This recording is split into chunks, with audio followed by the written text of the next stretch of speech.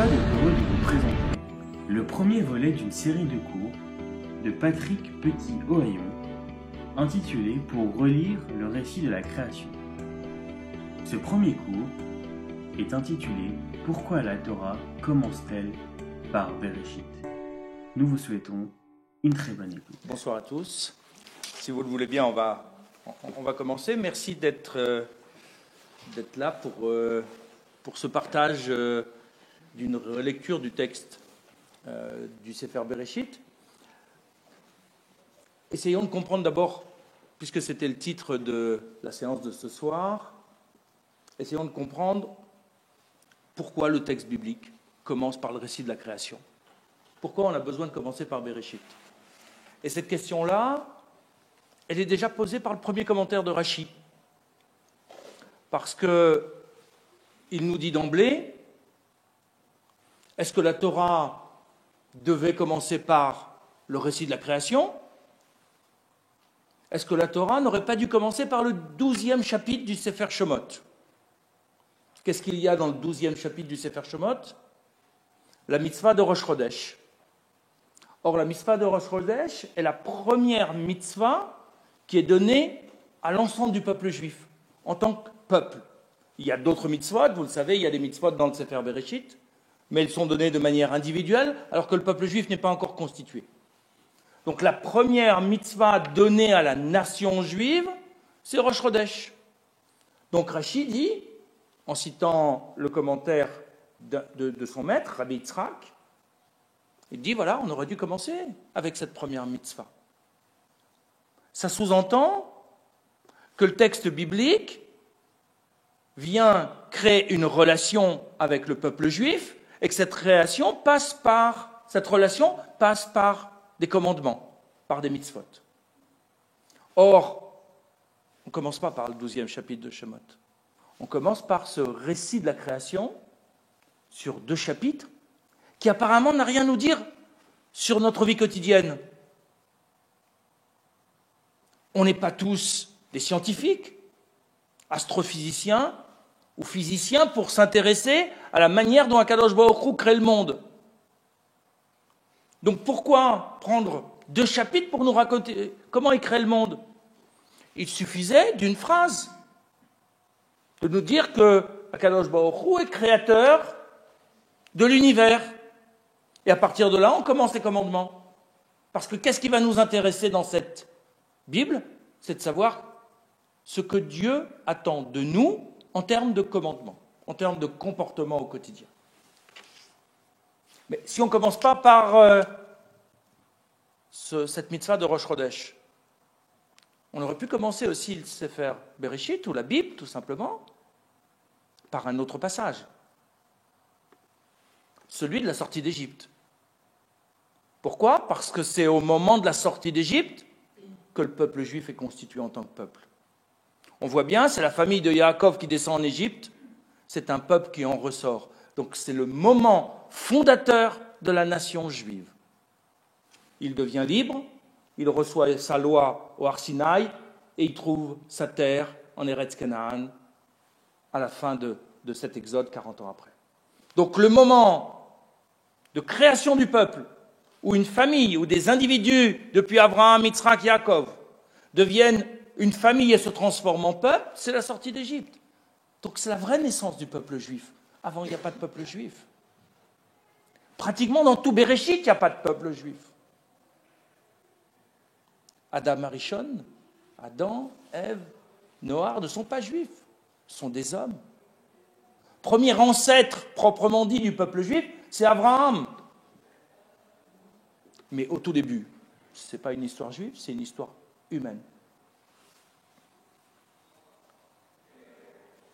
Mais en même temps, ce texte n'est ni un texte scientifique qui vient nous décrire de manière précise quel a été le processus de formation de l'univers. On a un chapitre avec des éléments épars. Quand on nous dit que Dieu crée la lumière, on ne nous décrit pas comment. Alors si je suis scientifique et que je lis le texte, il y a plein d'éléments qui me manquent. Donc à quoi ça me sert? D'un autre côté, ce n'est pas un bon texte historique. On sait bien que la Bible ne respecte pas de manière stricte la chronologie. Donc je ne vais pas aller lire la Bible pour connaître l'histoire. Je vais lire la Bible pour lire la lettre qui a une valeur éthique que Dieu m'adresse. Mais si c'est ça, alors je dois y trouver des messages moraux, des messages pour savoir comment me comporter, des messages philosophiques, en quoi j'ai besoin qu'on me décrive la création qui a lieu en 7 jours. Et pourtant, le texte, il est là. Ce texte est bien là, il se présente à nous. On ne peut pas le lire en tant que texte scientifique, on ne peut pas le lire en tant que texte historique, on ne peut pas le lire non plus en texte moral, parce que ce n'est pas parce que je sais comment Dieu fait que je peux en tirer un enseignement moral. La connaissance scientifique, la connaissance savante ne rend pas forcément meilleur. On peut être savant et avoir un comportement immoral. On peut être ignorant et avoir un comportement moral. Donc la connaissance, de manière automatique, ne crée pas l'éthique. Elle peut la permettre, parce que c'est une bonne base. Si je mets en adéquation mon comportement avec le savoir, alors j'ai une bonne base pour me construire. Mais ce n'est pas parce que j'ai la connaissance que forcément je suis dans un comportement moral. Pour essayer de comprendre, ce que je vous propose, c'est de reprendre le texte, de le relire en essayant de faire abstraction de toutes les lectures qu'on peut connaître déjà. Parce qu'on a l'habitude aujourd'hui de prendre le texte et de l'oublier pratiquement pour se plonger très rapidement dans les commentaires et dans les surcommentaires, dans les commentaires de commentateurs. Mais on a oublié le texte de base. On connaît parfois mieux les midrashim que le texte biblique. Or, le midrash n'est qu'un commentaire. Il nous faut revenir sans arrêt au texte. Essayez de relire ce texte, de le réécouter, de le questionner, de l'interroger sur ce qu'il a à nous dire, pour essayer de comprendre en quoi ce texte de la création, il n'est pas là pour rien, il est là pour nous dire quelque chose de précis qui doit nous concerner aujourd'hui. Pourquoi ? Parce que le texte biblique, il est valable de tout temps. Lorsque la Bible nous dit que cette Torah elle a été donnée à Yom, ce Hayom, c'est-à-dire ce aujourd'hui, il est valable pour tous les temps. Ça veut dire qu'il a quelque chose à nous dire aujourd'hui. Il avait quelque chose à dire hier aux générations précédentes, il aura quelque chose d'autre à dire demain aux générations suivantes, mais il a quelque chose à nous dire qui doit nous concerner actuellement, avec nos problématiques, avec les questions qui sont les nôtres. Pour cela, il faut reprendre la lecture du texte, le réexaminer avec nos questions, lui poser des questions et essayer de trouver dans le texte les réponses à nos questions de maintenant. Pas celles de nos prédécesseurs, même si elles sont une source irremplaçable, et on verra qu'on y reviendra, mais simplement notre questionnement nous permet d'aller plus loin que les réponses qui ont été données aux générations précédentes. Donc c'est à cette aventure de relecture du texte biblique que je vous invite à partir de ce soir. Et on va regarder le premier verset, parce que, puisqu'on parle du commencement, commençons par le commencement. Bereshit bara Elokim et hashamayim ve'et haaretz. Quelques mots qui semblent simples, qu'on traduit habituellement comme étant « au commencement, Dieu créa le ciel et la terre ». Tout le monde sait ça, c'est la base, mais en même temps, la structure de ce texte est étrange. Première question, pourquoi cet ordre des mots ? Bereshit, bara, Elokim. Qui est le plus important dans la création ? Dieu. Alors on aurait dû avoir Elokim, bara, Bereshit. Donc Dieu créa au départ, au commencement, le ciel et la terre. Pourquoi cet ordre inversé avec Elokim derrière ? Bien sûr, ça correspond à la syntaxe hébraïque avec le sujet qui peut être après. Mais en même temps, il y a un message à faire passer. Si les mots sont dans cet ordre, c'est que Akadosh Baruch Hu, en dictant le texte à Moshe Rabbeinu, il a voulu que Elohim, qui est là le nom de Dieu, soit le troisième mot et pas le premier. Donc pourquoi cet ordre? C'est étrange. Et pourquoi ce nom de Dieu? Elohim, c'est un pluriel. Pourquoi ne pas avoir utilisé le tétragramme, le Yud-Ke Vav-Ke, qui est le nom le plus mystérieux d'Akadosh Baruch Hu? Pourquoi utiliser ce terme qui est un pluriel et qui crée une ambiguïté? Est-ce que ça veut dire que Dieu n'était pas seul au moment de la création du monde? Qu'il avait des associés et que Elohim, c'est-à-dire plusieurs dieux, se sont associés ensemble pour créer le monde? Et puis qu'est-ce qu'on nous dit? Qu'il a créé et Hashamaim va et Haaretz, les cieux et la terre. Ça veut dire quoi, les cieux et la terre? Il a créé l'univers. Donc on aurait pu avoir Bereshit, Bara, Elohim, et Haolam.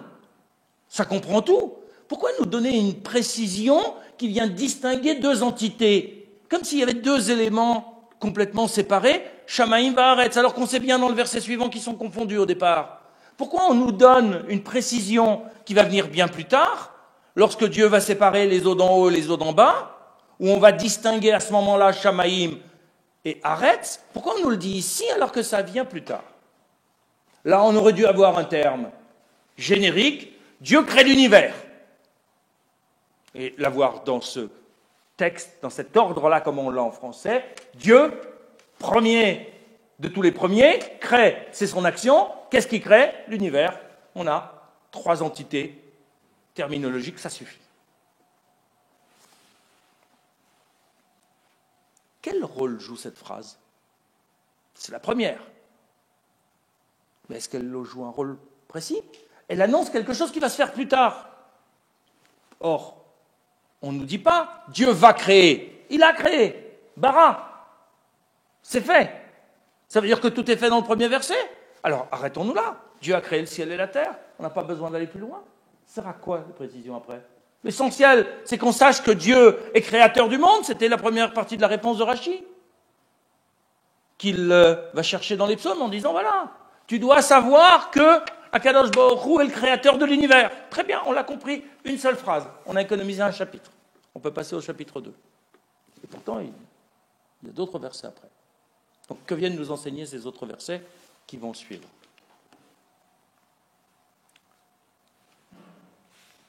Essayons de réfléchir à chacun des termes. D'abord, il faut comprendre un certain nombre de commentateurs, aussi bien le Orach Chaim que le Rav Hirsch, Rav Shimshon Raphaël Hirsch, nous disent ce premier verset-là est le titre, une sorte de titre du chapitre qui va suivre.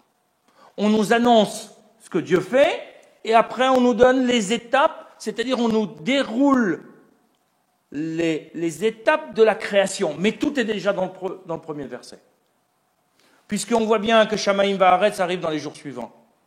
Et qu'on a rajouté une expression qui grammaticalement peut ne pas se traduire. Et Hashamaim veut et Haaretz. Ce et peut ne pas se traduire. Mais Rabbi Akiva dans la Gemara nous dit, chaque fois que tu as un et, traduis-le par avec. Alors je devrais traduire, au commencement Dieu créa, avec les cieux, donc quelque chose avec les cieux c'est sous-entendu mais c'est pas précisé, et quelque chose avec la terre. Donc on a un titre qui viendrait nous annoncer ce qu'Akadosh Baruch Hu va faire. Mais ça ne répond pas à toutes nos questions. C'est une manière de voir ce verset qu'il va falloir approfondir pour essayer de comprendre ce qu'il y a derrière ce titre, derrière cette première phrase. Regardons les premiers mots. On l'a dit tout à l'heure, les premiers mots déjà sont énigmatiques dans leur place. Pourquoi avoir choisi Elohim? Est-ce que c'est Elohim qui est le créateur? Est-ce qu'on ne pourrait pas lire le verset autrement? Elohim, c'est l'un des noms de Dieu. Ce n'est pas le nom par excellence. Le nom par excellence, c'est le tétragramme, Yud-Ke Vav-Ke. le Shem Amphorach, le nom imprononçable, celui que le Kohen Gadol utilisait une fois par an dans le Kodesh HaKodashim, dans le Saint des Saints, le jour de Kippour. Donc c'est celui-là le nom de Dieu. Donc on devrait dire Hachem a créé au commencement le ciel et la terre. Pourquoi nous dire que c'est Elohim? Mais réfléchissons bien. C'est Hachem qui a créé? Non. Est-ce que Dieu se définit ou se résume dans le nom Hachem? Non plus. Regardez bien. Hachem, c'est pour l'homme l'appellation de sa transcendance.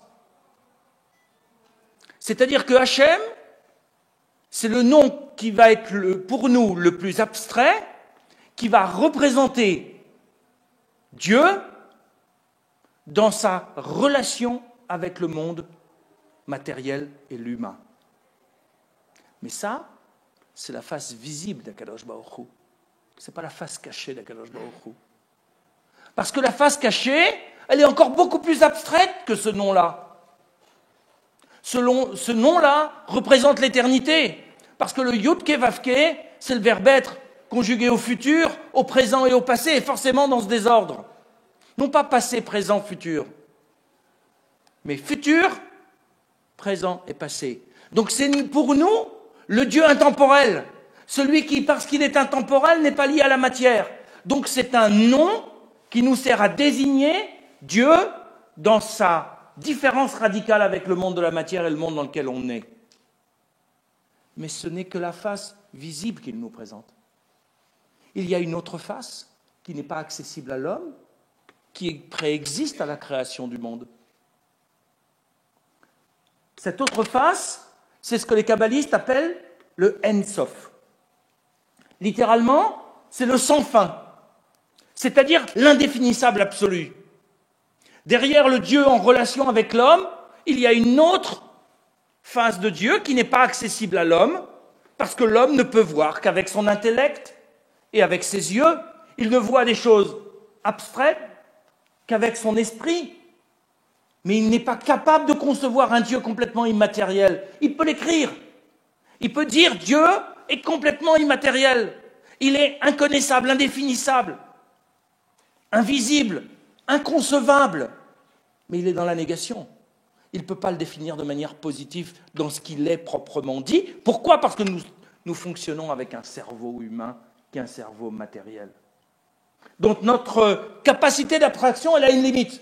Nous devons savoir que derrière ce Dieu, déjà pas connaissable, il y a une autre partie de Dieu qu'on ne peut pas percevoir. Vous savez, c'est comme pour la Lune. On ne voit qu'une face de la Lune. Alors on pourrait croire que la Lune, ce n'est que ce que l'on voit, et ne pas penser qu'il puisse y avoir une autre face cachée, mais la Lune, c'est une boule. Donc s'il n'y a qu'une face, qu'un côté qui est illuminé par le Soleil, il y a bien un autre côté qui n'est jamais illuminé par le Soleil. On peut l'imaginer, on ne peut pas le connaître. Donc qu'est-ce qu'on est en train de nous dire? On est en train de nous dire, ce n'est même pas ce Dieu-là connaissable, indéfinissable, qui a créé le monde. Parce que celui qui a créé le monde, c'est le Ein Sof. Mais il n'est pas dans le texte, il ne peut pas être dans le texte. Qu'est-ce qu'on nous dit? Regardez bien. Bereshit, au commencement. Le Ein Sof, qui n'est pas mis dans le texte. Bara Elohim. Lui, il a créé Elohim, et on va revenir là-dessus tout de suite. Il a créé Shamaim, et il a créé Haaretz. Qu'est-ce que ça veut dire que ce Ein Sof, il a créé Elohim? C'est quoi Elohim? Elohim, c'est la divinité dans sa modalité relationnelle. Regardez ce que dit, comment Dieu se présente lorsqu'il s'adresse pour la première fois pour se présenter à Moïse, à Moshe Rabbeinu. Il dit, parce qu'il faut qu'il soit identifié, Eloké Avraham, Eloké Yitzhak, Ve'Eloké Yaakov. Vous connaissez cette phrase, elle est dans la Mida.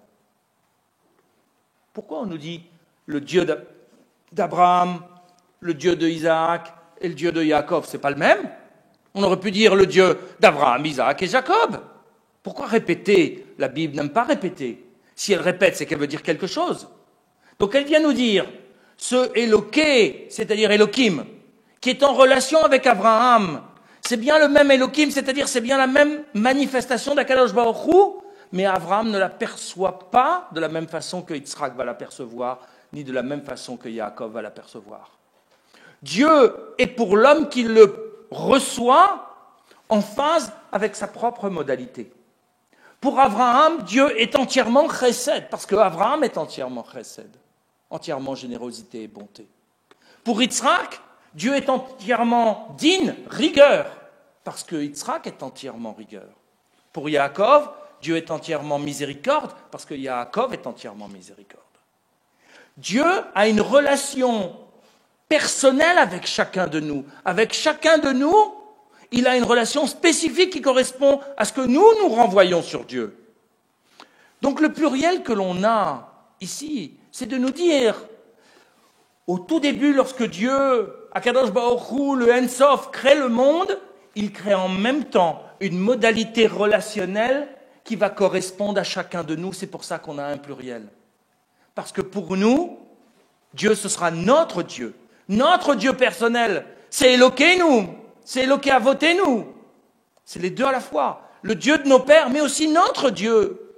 Parce que si le Dieu de nos pères n'est que le Dieu de nos pères, alors c'est une relique, c'est une vieillerie qu'on se transmet de génération en génération. Il doit être notre Dieu, c'est-à-dire il doit être aussi notre Dieu personnel. Nous devons avoir une relation spécifique et personnalisée avec Akadosh Baruch Hu. Sinon, c'est le Dieu des autres. Donc le texte vient nous dire, pour que le monde puisse exister, pour que ce Bereshit soit vraiment la création du monde, il faut qu'au tout départ, Akadosh Baruch Hu, c'est-à-dire ce En Sof qui est là, qui n'est pas dans le texte mais qui est sous-entendu, crée la modalité relationnelle avec nous qui va être ce qu'on appelle Elohim. Elohim, c'est le Dieu en relation avec les hommes en permanence. C'est le Dieu immanent, celui qui est proche de nous. Hachem, le tétragramme Yod-Ke Vav-Ke, c'est le Dieu transcendant, celui qui est dans sa splendeur et inatteignable à tel point qu'on ne peut pas prononcer son nom de manière habituelle, alors que Elohim, c'est le Dieu proche, celui avec qui l'on parle, celui avec qui on s'adresse et celui qui nous correspond. Donc on voit bien que dans le récit qu'on est en train de nous dire, ce n'est pas juste un titre pour dire qu'est-ce qu'on va faire. On est en train de rentrer là dans un mode qui est un mode relationnel, parce que ce monde va être un monde de la relation. Donc Kadosh Baruch Hu, au moment où il crée le monde, il crée d'abord la modalité relationnelle. Alors après, qu'est-ce qu'il vient nous dire? Première chose, bara.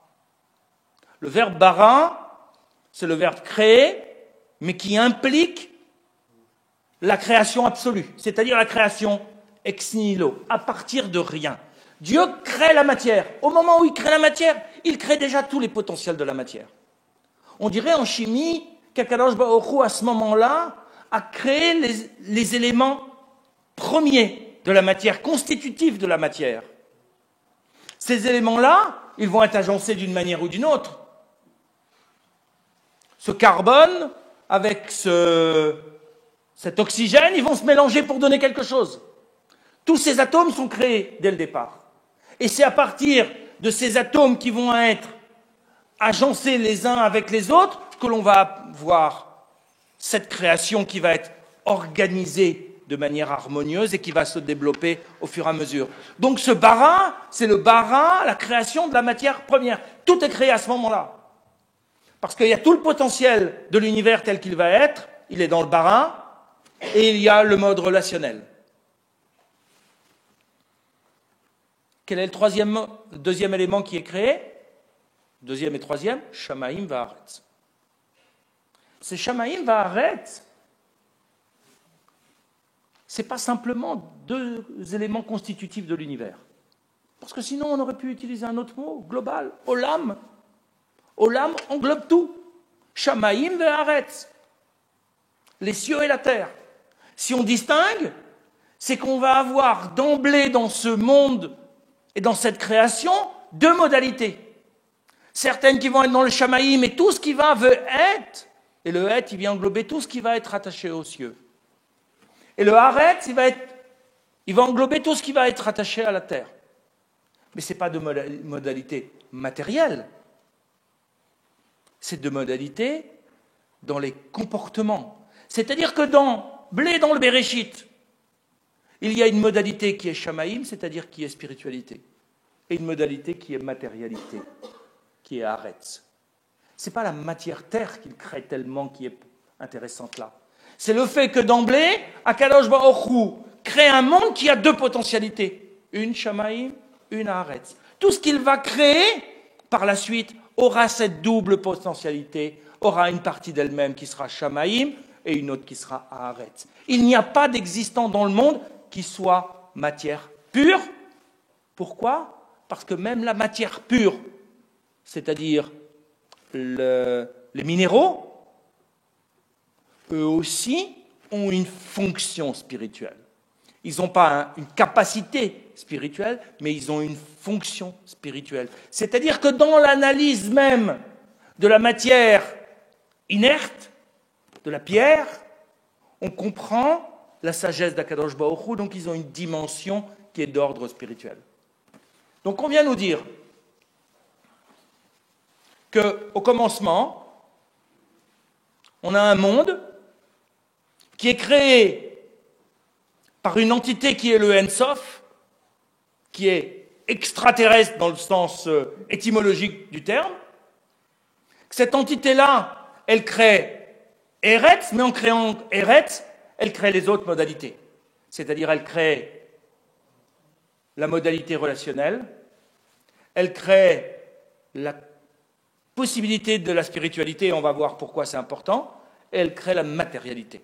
Et c'est l'ensemble de ces trois éléments, le relationnel, Elohim, le spirituel et le matériel, qui va constituer l'organisation du monde.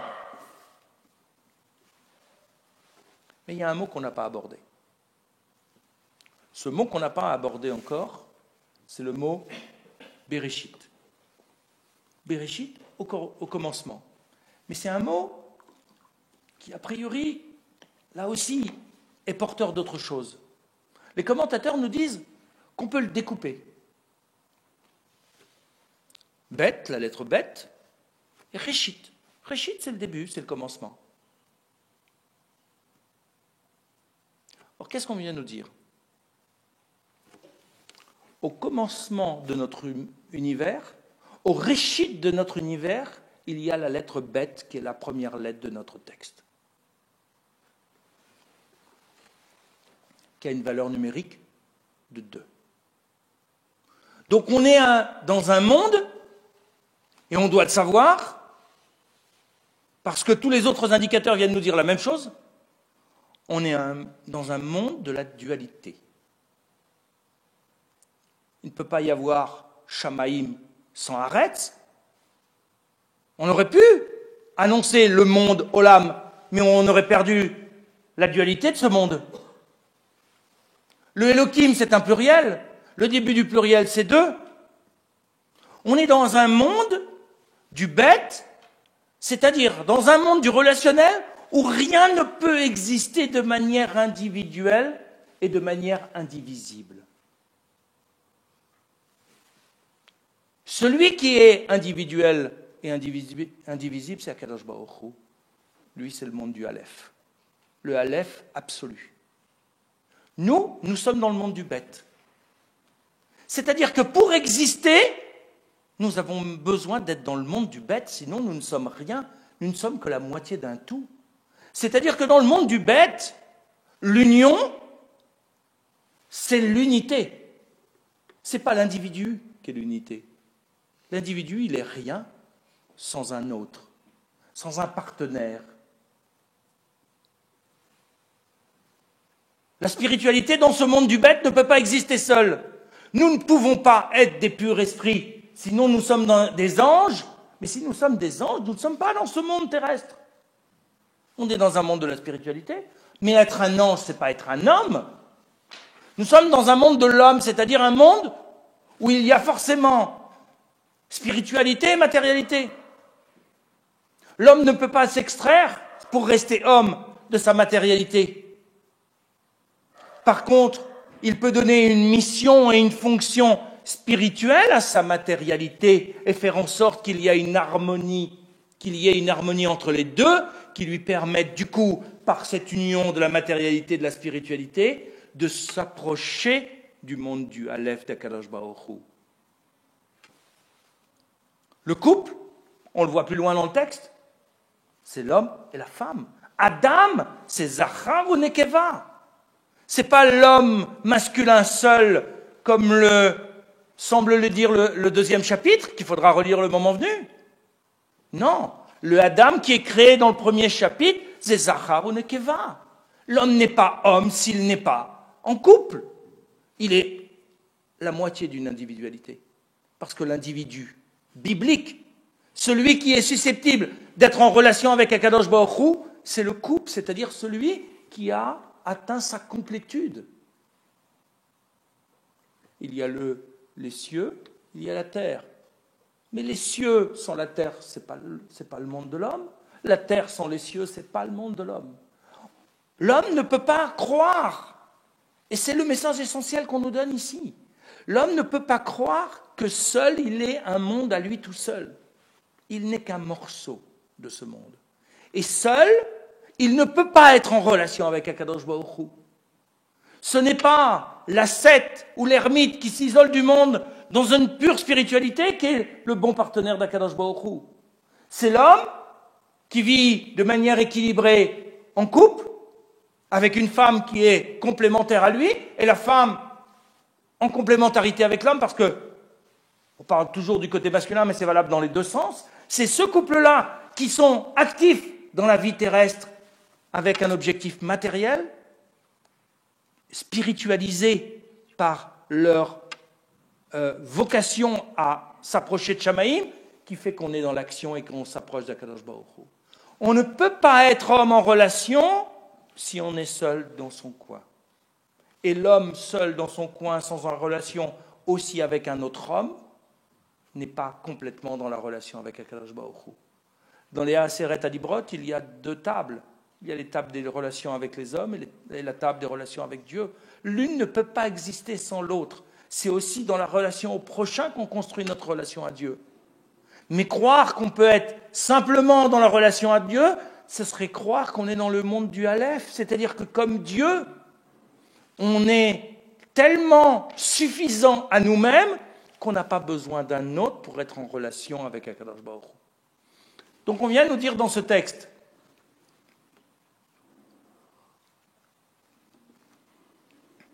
que la création, l'objectif de la création du monde, et les vraies étapes de la création du monde, après il y a encore un autre déroulé qui vient, mais que les vraies étapes de la création de son monde, c'est la mise en place par la volonté d'Akadosh Baruch Hu, ce Ensof primordial, d'un monde qui fonctionnera dans le relationnel, qui sera un monde du bête, où Shamaïm et Haaretz ne sont pas séparables. Ni Shamaïm ne doit supprimer Haaretz, ni Haaretz ne doit supprimer Shamaïm. Ils doivent vivre ensemble. Suffisamment en harmonie pour s'approcher du monde du Aleph, qui est celui d'Akadosh Baruch Hu. Et ça, c'est une création tout à fait spécifique.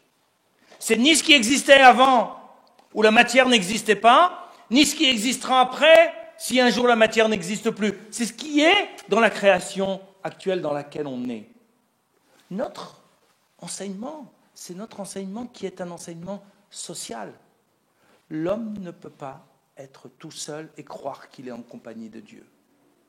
Il doit être avec d'autres hommes, avec d'autres humains, masculins et féminins, pour être en relation avec Akadosh Baruch Hu. Quand est-ce que le peuple juif reçoit la Torah? Lorsqu'il est uni. Vayachan Sham, lorsqu'il campe là-bas, en bas de la montagne. Rachid dit, comme un seul homme, comme s'ils avaient un seul cœur. Lorsqu'ils sont unis, le groupe humain, alors ils peuvent être en relation avec Akadosh Baruch Hu. Lorsqu'ils sont désunis, ils ne peuvent pas être en relation positive avec Akadosh Baruch Hu. Bien sûr, chaque individu peut avoir sa propre relation avec Akadosh Baruch Hu, mais il doit savoir que sa relation fait partie d'un tout. Et c'est lorsque le tout de ces relations avec Akadosh Baruch Hu, c'est différent, Eloké Abraham, Eloké Yitzhak, Eloké Yaakov, Eloké Reuven et Eloké Shimon qui sont réunis ensemble, qu'à ce moment-là, on a une union du monde du bête et qu'on peut s'approcher du monde du Aleph pour profiter de sa proximité. On est donc en train de nous dire, ce monde-là est un monde qui va nous permettre de créer des relations. Le mode d'emploi, il sera dans les commandements plus tard. Mais si on n'a pas compris l'objectif, alors les commandements ne seront pas efficaces. C'est lorsqu'on comprend que les commandements sont un moyen pour unifier ces deux entités qui sont Shamaïm Vaaretz en permanence, qu'à ce moment-là, on réussit à solidifier le monde du bête et qu'on peut être en relation avec le monde du Aleph. Merci pour votre patience. Je vous donne rendez-vous dans 15 jours, le mercredi 20 février, où on essaiera de comprendre comment on peut sortir du chaos. Ce sont les versets qui suivent, bien évidemment, puisqu'il y a tout le passage sur le Tohu Bohu juste après. Merci à vous.